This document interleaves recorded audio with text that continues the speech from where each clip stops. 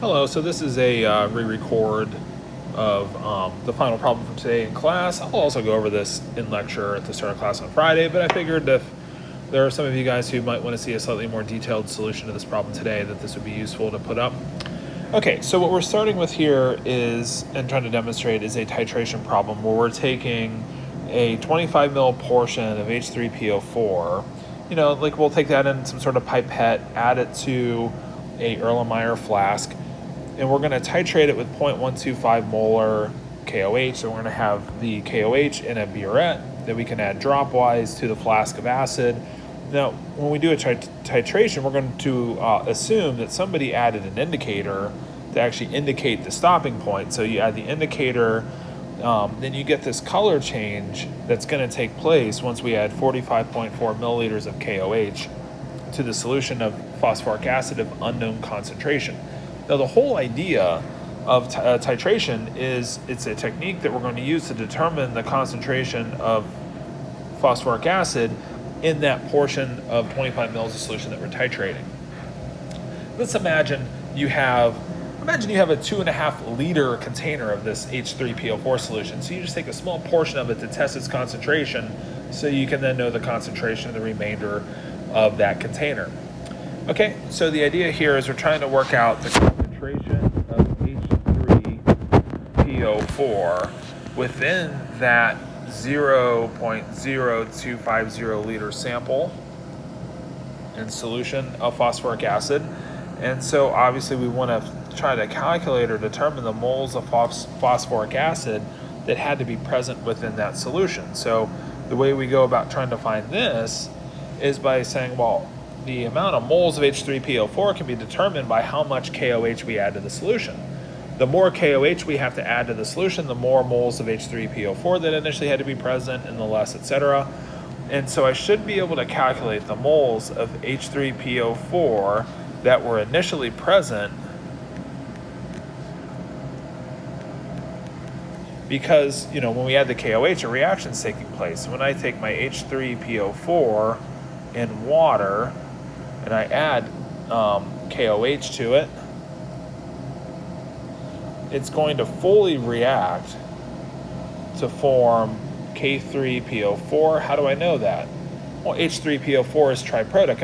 I'm going to remove all three of the H pluses when it's fully been titrated by the acid.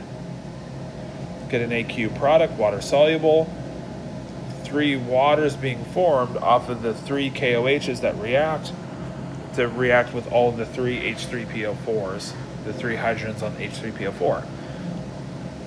And so for every 1 mole of H3PO4 that's present, we have to add 3 moles of KOH. So I should be able to calculate the moles of H3PO4 that were initially present by taking this molarity, 0.125, and I'm going to explicitly write out moles of KOH per liter of that solution, and then we had to add 0.0454 liters of the solution, so just converting liters to milliliters, so I can cancel out my liter unit.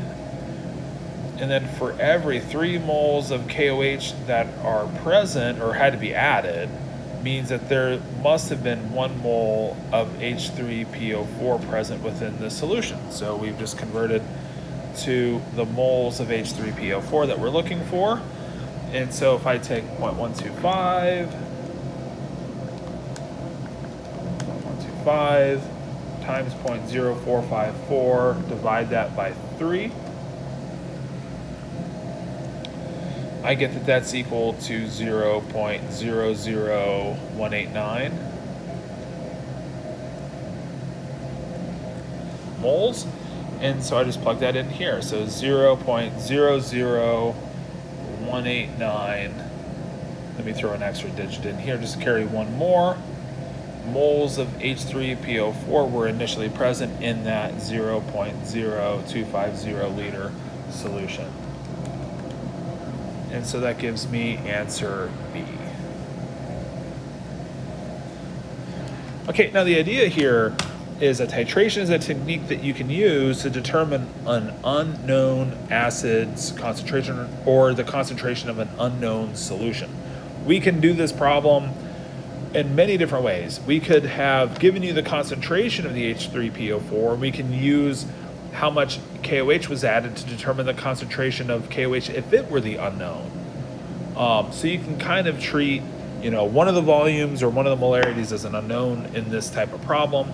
But one last key is if you go back to our dilution equation, which we wrote this way in the book, or some of you might call it this equation here, that these are dilution equations. These are equations we use when we're doing dilution. If you notice in this problem here, I have M's and V's and, we're trying to solve for an M, that these equations do not apply to titration. So I can't use those equations for titration. If I try to plug into M1V1 equals M2V2, I'm not going to get the right answer to this question. So another thing to highlight is when we have a reaction taking place, I should have a mole to mole conversion step somewhere. I need to have one of these steps here. That's how I get that very important 3-to-1 ratio to come out and in the right way, because I'm writing out my moles and being very careful with my work here. Okay, so that's this problem in a little bit more detail. Again, we'll look at it in class on Friday, see a couple more examples, hopefully, either in our review problems or, in the practice exams or on some of the practice quizzes and in the homework. All right, guys, thank you very much.